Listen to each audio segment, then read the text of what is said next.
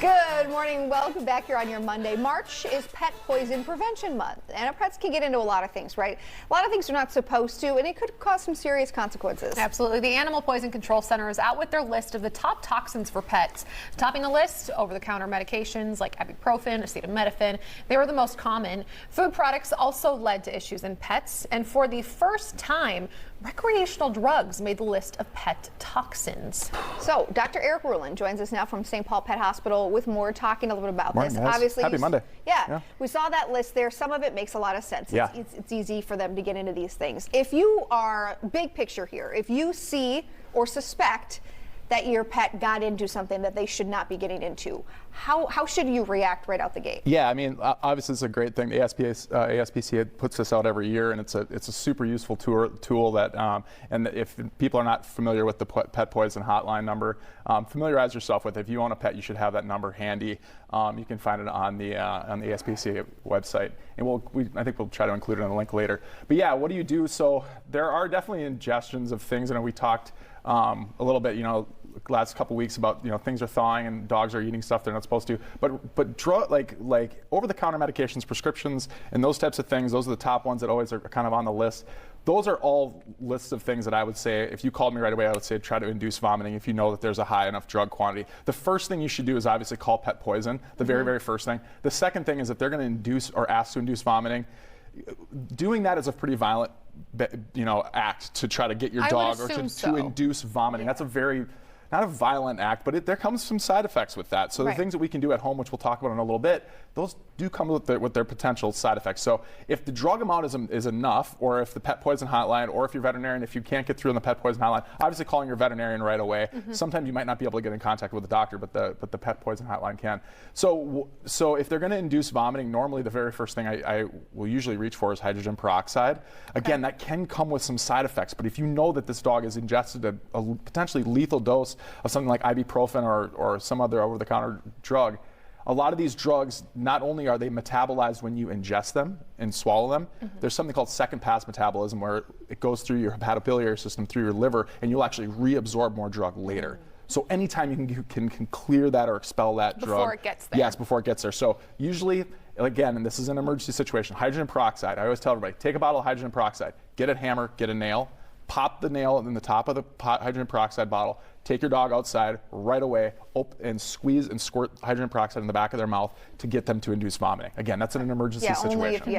Only if you're told to do that by your veterinarian, and again, and sometimes you run into a situation, Kelly, where I've been in situations where people call me and they're like, I've got a bottle of prescription opiates that I had from a procedure. I don't know how much this dog ingested.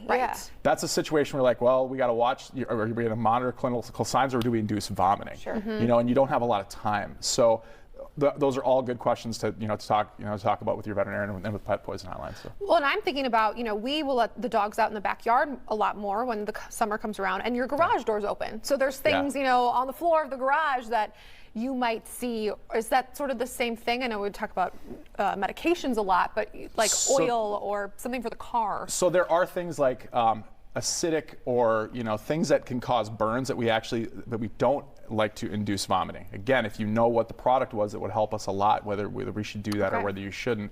A lot of these products, when we run into a problem as clinicians, we actually find the problem 3 to 4 days later.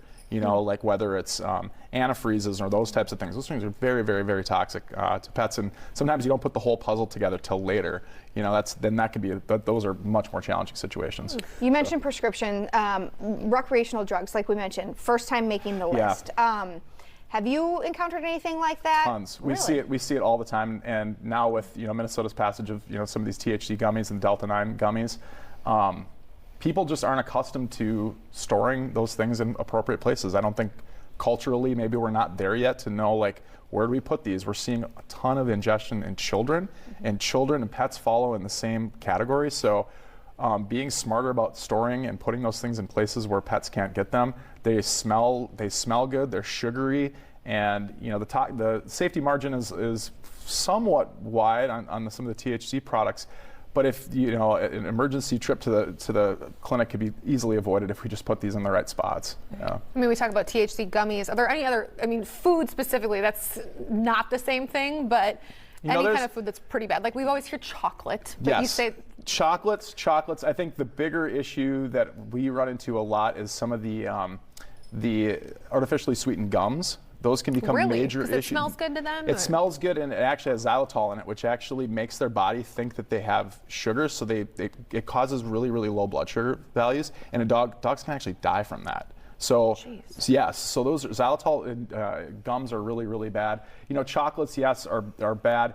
A lot of the one of the more common toxins that we run into is plant-based toxins, and we're Like going to they're cover. eating a plant. Yeah, they're eating a household plant. We're going to cover that. That's a whole other topic that we can get into later, and we're going to do that. I'd like to do that maybe in 2 weeks. We'll talk about that.